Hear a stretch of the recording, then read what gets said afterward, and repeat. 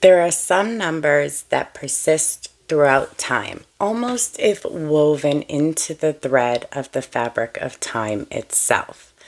Although there are many of numbers that are found within different religions and cultures, there are a few, both as their base numbers and as combinations of each other, that are persistent. The numbers that we're going to talk today about are 2, 7, 27, and 72. There's another number that's found embedded in North American culture, Native American culture, which is the number 4, which is 2 times 2. It's found that a lot of Native Americans were, and indigenous people in general, were reverent to the numbers 4 and 7. But today we're going to talk about 2 and 7. What makes these numbers so magical and powerful that cultures across many nations in many areas have grasped them as divine numbers? Is it the power of suggestion, or is there actually something behind it?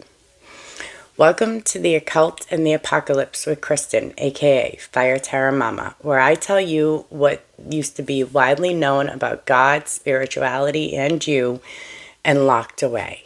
Come with me while I show you what I've learned from science, religion, cultural beliefs, and mythology to turn the occult and the apocalypse into just the hidden and the revealed. Now, the number 2 is more base, so we're actually not going to go too far into it.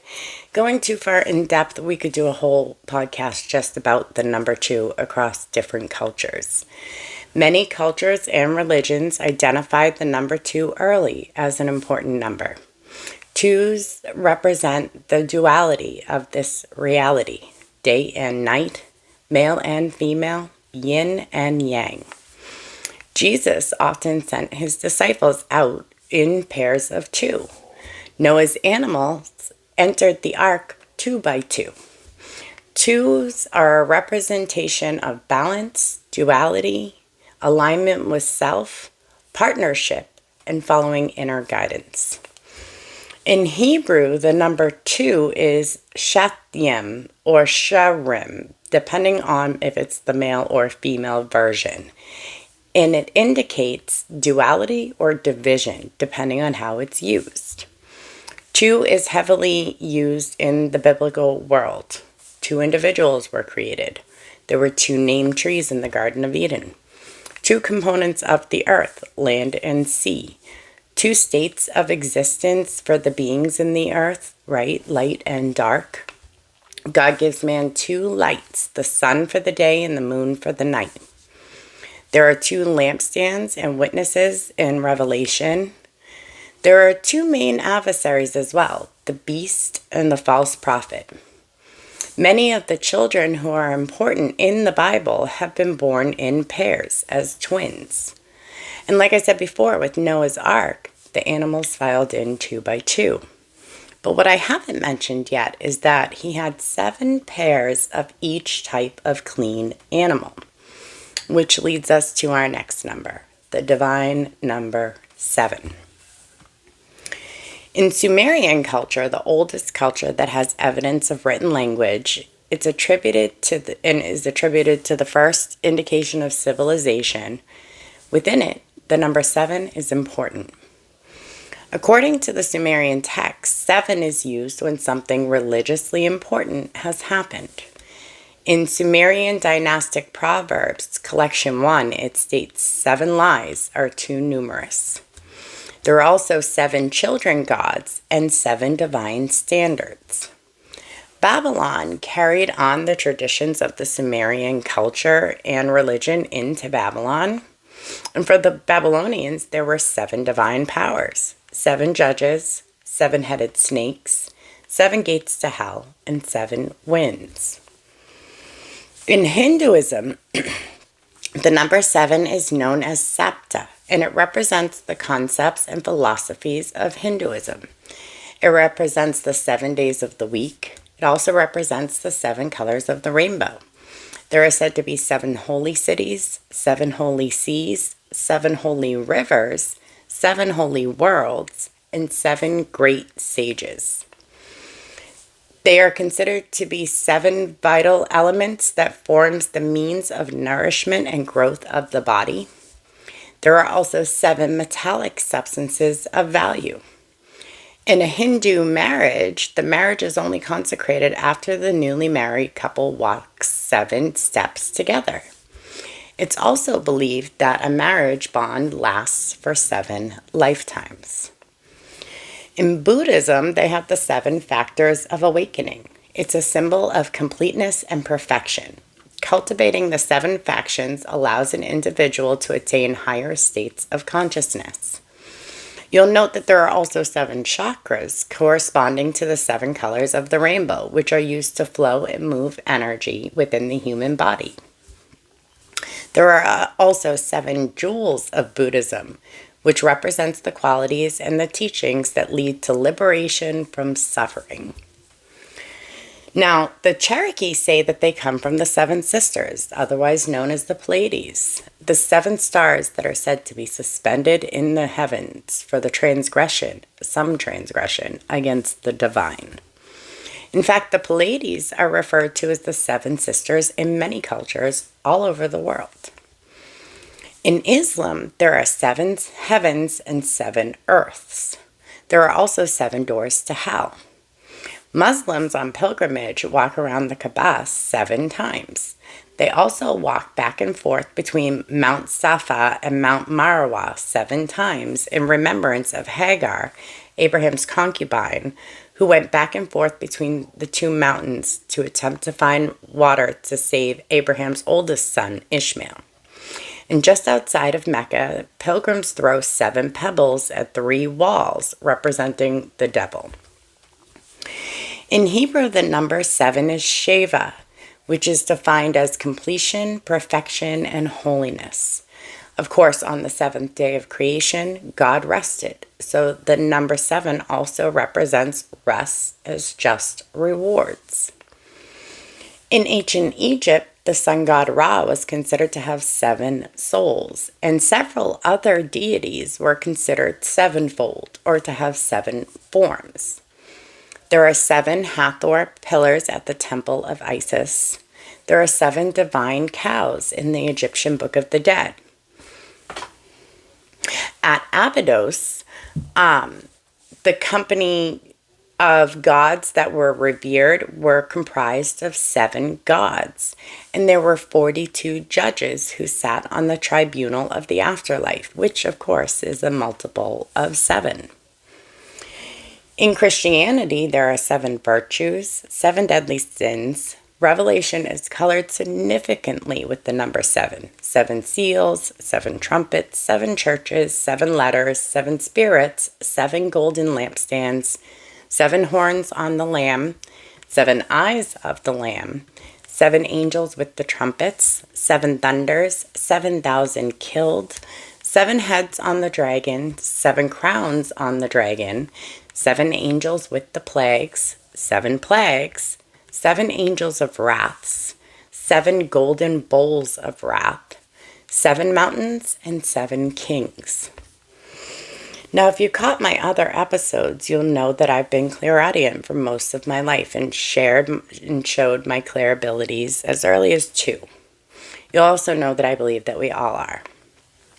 The song 7 by Prince has been one that's been given to me time and time again as a confirmation, support, or an act of love from the divine. This song is another different, interesting look at the book of Revelation. It also has one of my most favorite references to God, where he calls him the voice of many colors. Now, the other significant number across cultures is the number 27. It's considered the trinities of trinities, as 3 times 9 equals 27. Both Spanish and Hebrew alphabets have 27 letters. In 17 AD, Emperor Augustus commissioned Carmen Secular to celebrate the secular games. It was sung by 27 boys and 27 girls. Now, in occultism and numerology, the number 27 is considered the star of destiny. When the star of destiny is located in a birth chart, it indicates that a person will have to let love, represented by the number 2, guide their inner light, represented by the number 7, to create energy, which is represented by the number 9. In Christianity, 27 is considered divine completion. Proverbs 27 is known to have 27 verses.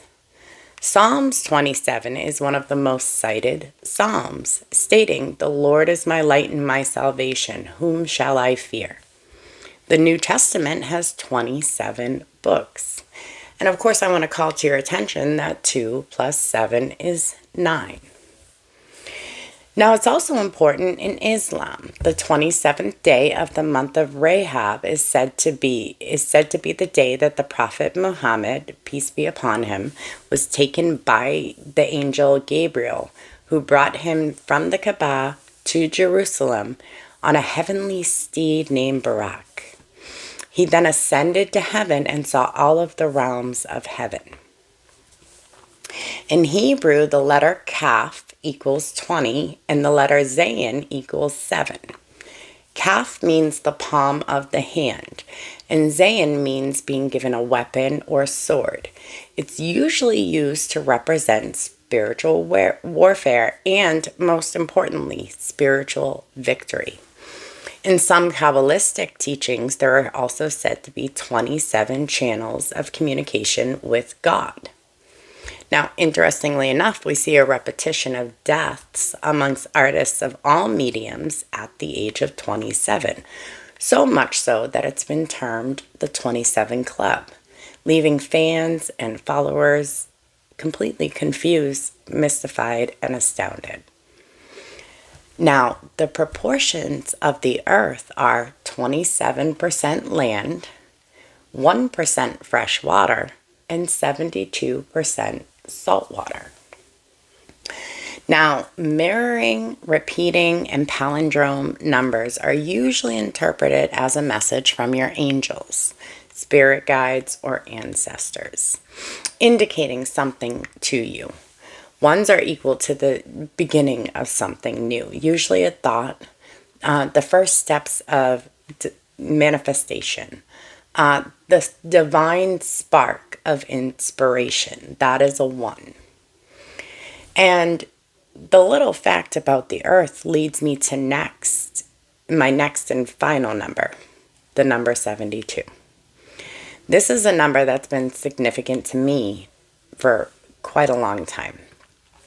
It's one that really gained significance when I noticed that it was not only a number that followed me around in my personal life, but it was also a number that I saw repeated throughout cultures and religions across time and space.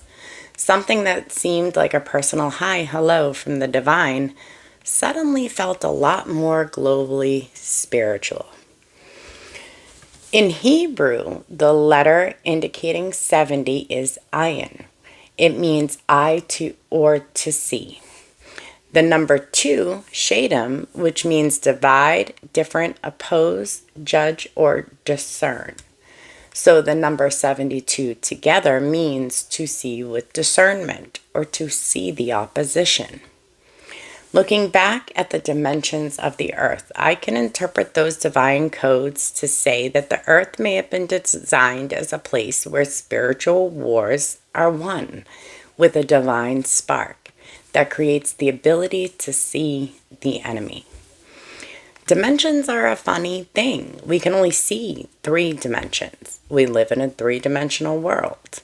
Something interesting to think about is that if each dimension is made up of a specific range of vibrations, then we can theorize that Earth's physical plane is perhaps the highest vibration that can be achieved by the low vibrational energies, and potentially the lowest vibration achievable by the higher vibrational energies. So therefore, one of the few places that we can all exist together. Sometimes it's to learn from each other, others to experience the range of vibrations available here on this earth. But the long-term goal would always be to help the low vibrational energy transmute and rise through learning and interacting with the higher vibrational energy. Kind of almost like an automatic rinse cycle for the soul while it's here, okay? I'm not sure how I feel about that, but I wouldn't discount it as part of the larger picture. There are things that only the divine could ever know. Ours is not to wonder why. Ours is just to do or die, right? But back to the number 72. In Talmudic text, 72 was a significant one. It was a significant number for the 71-member Sanhedrin, which occasionally would add an extra sage whose reputation was equal to all the others combined, making it 72. Now El, the Canaanite god, had 70 sons, making 72 when counting himself and the mother goddess Asherah. Some traditions say that there are 72 names for God. It is also said that Moses said the 72-lettered name of God in order to part the Red Sea. While on my quest to learn more about the number 72, I came across a paper written by someone who was asked to address the number 72. I'll spare you all the math on this, however. In the progression of the equinoxes, or zodiac, it takes 72 years to be able to document one base star has moved 1 degree across the night sky when it rises and sets for the next 72 years. It should take 25,920 years to go completely through the progression of the zodiac or equinoxes, going in a 360-degree circle. Separately, but synchronistically, 72 degrees is 1/5 of 360, as 72 times 5 equals 360. That means that the same star that must travel 72 degrees 5 times before we have completed a full progression. In order to move 72 degrees against the night sky, the base star would have to take 5,184 years, essentially moving 1 degree every 72 years and repeating that 72-year cycle 72 times to progress 1/5 through the progression. 1 degree is a measurement is the cleanest way to measure the movement of long movement of bodies over extended periods of time.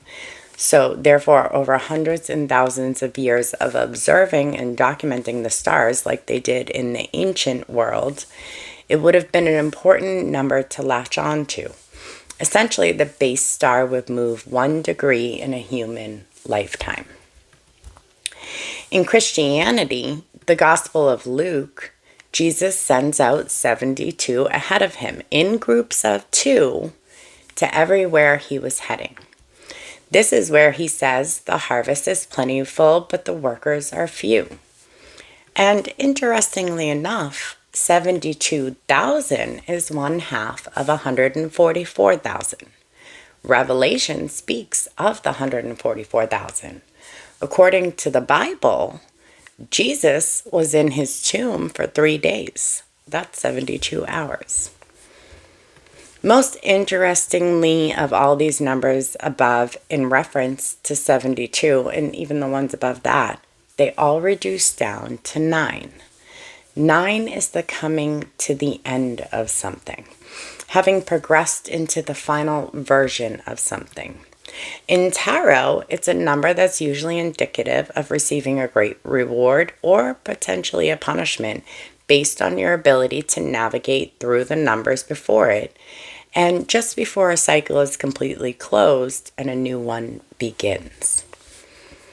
In Islam, it includes 72 sects of Christianity, in which they believe 71 will go to hell and 1 will go to paradise. There are also 72 promised virgins in paradise. In Hinduism, it's connected to the goddess Durga, who has 72 forms that embody strength and protection. In ancient Egypt, there is a mythology that ties 72 divine guardians and to the measurements of time through decans. In Chinese culture, it represents the ages of life and celestial cycles. It's said that classical texts use 72 as a structure to structure narratives or reflect divine patterns, usually showing undertones and themes of completion and enlightenment. Renaissance art is said to use the number 72 regularly within its proportions related to the number to evoke balance. It has been disputed, however, an art historian says that he has found the number 72 on the bridge represented behind the Mona Lisa while examining it with a microscopic lens. 72 is also used in investment projections as well. It's part of their calculation, which determines how many years will it take for an initial investment to double itself. The number 72 has also been used in music compositions dating as far back as the Byzantine period. It seems to have been built off of Astronexus of Tarentum, a pupil of Aristotle who lived between 375 and 335 BC. His writings are known for philosophy, ethics, and music. It's also known to be used in jazz music, which to some is considered to put them in a state of meditation. Jazz music was originally a mix of spirituals, hymns, blues, and work songs, almost as a form of worship. So, are these special magical numbers? Or is it like the concept where you look for a spider, so you see a spider?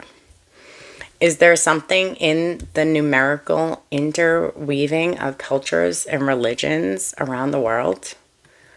Is it communication from the divine, or potentially a glimpse into the code of the fabric of reality? I'll leave that for you to think about. But in the meantime, it is something that I believe that you will see more and more as the days, months, and weeks ahead progress. So be on the lookout. 2s, 7s, 27s, and 72. Balance, overcoming, divine connection. And in the meantime, thank you for joining me to take the occult and the apocalypse into just the hidden and the revealed. Come back next week. We're definitely going to be here for longer. We're going to discuss the concepts of the Nephilim and the red-headed giants. Are they the same thing? Are they different? Did they ever exist? Are they still here? I'll see you there and we'll talk about it then. But for now, have a great week.